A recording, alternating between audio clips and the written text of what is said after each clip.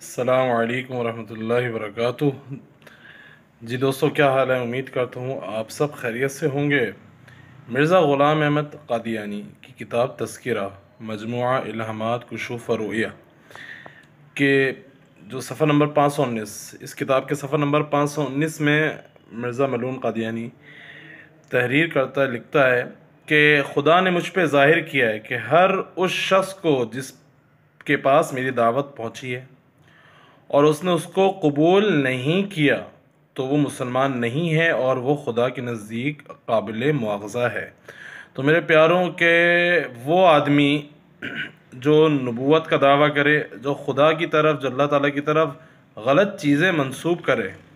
جو اپنے آپ کو مسیح موعود کہے، حضور صلی اللہ علیہ وسلم پہ نبوت ختم ہو چکی ہے، آپ صلی اللہ علیہ وسلم آخری نبی ہیں، آپ صلی اللہ علیہ وسلم کے بعد کوئی نبی نہیں آئے گا، وہ نبوت کا دعویٰ کرے، وہ اپنے آپ کو مسیح موعود کہے، اللہ تعالیٰ کی طرف غلط الزامات اور اللہ تعالیٰ کی طرف غلط چیزوں کو منسوب کرے، تو کیا